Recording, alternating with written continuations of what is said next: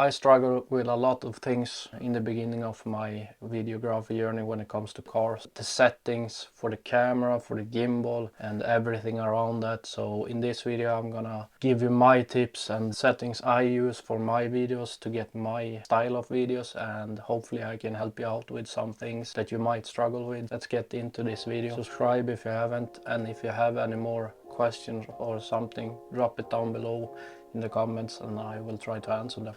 So let's start out with camera settings. Because I'm using Nikon, I would go for 50 frames per second when it comes to static shots when the car is standing still. I like to be able to slow it down in post to get more smooth shot. At night I might go with 25 frames per second to get more light into the sensor. I have f1.4 lenses, so I don't know if I need that, but if I need that I just have to work slowly and more smooth with the gimbal. In that way I can still shoot 25 frames per second without being able to slow it down in post. But for 90% of my static shot I shoot them in 50 frames per second, and with 50 frames per second I'm using a shutter speed of 1/100 because you should always double it to get the most natural motion blur as possible, or natural look. So for my static shots 50 frames per second works good for me, and I have been getting the best results for my videos and the style I want with that setting. We're gonna go over the gimbal settings as well,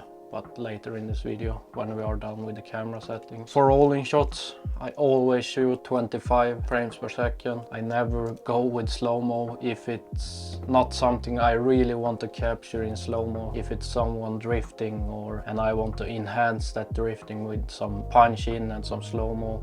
But other than that, my rolling shots is always shot at 25 frames per second, and I think it looks really weird when you shoot rolling shot in slow motion. I don't know why.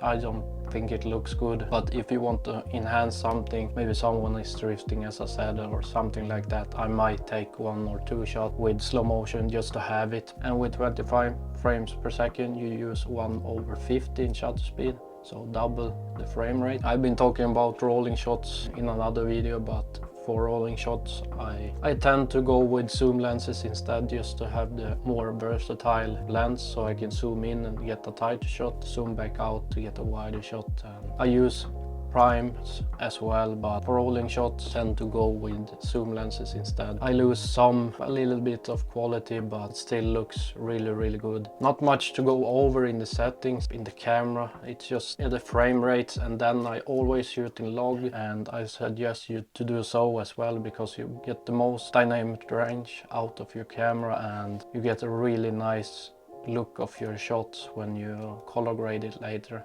Take some time to get used to color grading, and for me I'm a little bit colorblind, so I have a hard time to get my colors right sometimes, but I try to make it look as good as I can. And I've been working a lot with the histogram and everything, and it feels like I'm finally hitting my own style in my videos. So let's go over to the gimbal. And the gimbal I'm using, I've been going through this in a video, is the DJI RS3, and I use a monitor.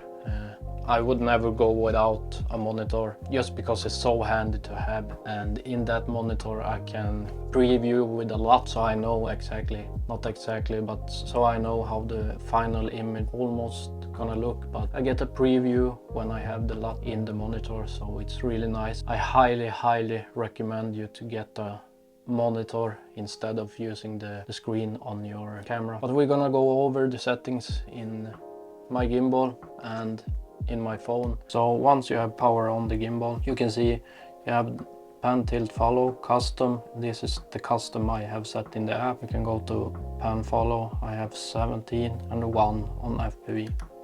But what you can do in this gimbal is set it to slow, medium, fast or custom. But when you do this in the gimbal itself, it only sets all axes at the same speed. But when you do it in the app, you do it axis by axis, so separately. So you can have 17 on this, and 20 on another. So this you can only do all the axes at the same time.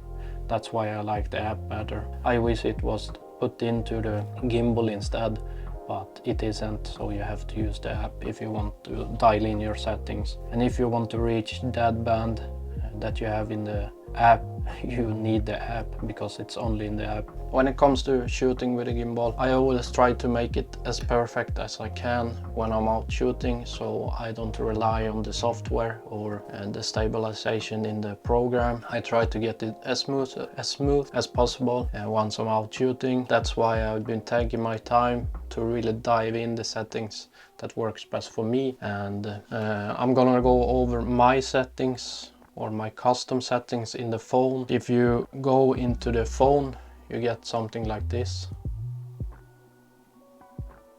And then you have your custom settings. I'm gonna go over mine now, and I'm gonna put a screen grab on everything so you can pause it and use them if you want to, or just have them as a base and then try to dial in what works best for you, because we are all different and have different tastes. So my settings for pan, tilt, follow is speed 28 for pan, 39 for tilt, 28 for roll. This I change a whole lot. It depends on the shoot and what shot I'm getting. Sometimes I want a faster speed when I'm panning or tilting, and sometimes I want a slower speed, maybe for B-roll or something like that. I really like to have it slow so I can work really slow with the gimbal. So yeah, the speed, I got some different settings from shoots to shoot, but the dead band is really where I have tested a whole lot to get it right. The dead band is, you can say, it's how sensitive it will react when you move your wrists, like when you go like this, how fast it's going to react when you move your wrist. And if you have it really sensitive, you really need to move your hand a little bit and then it starts to move, and I don't like that.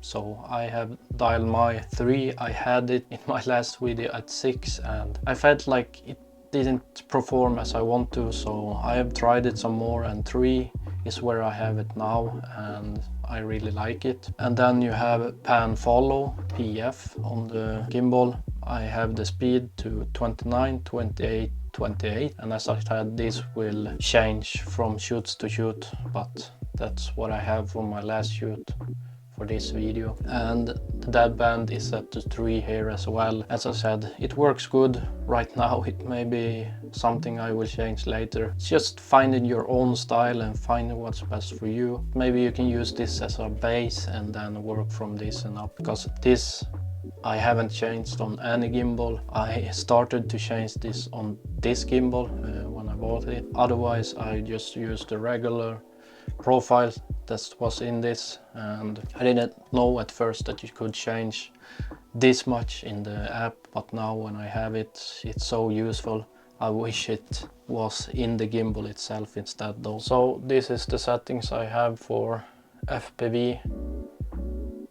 I don't use it that much, but sometimes I might use it and then I bump the numbers up. But now I have completely dialed everything down just so I can have a locked off shot.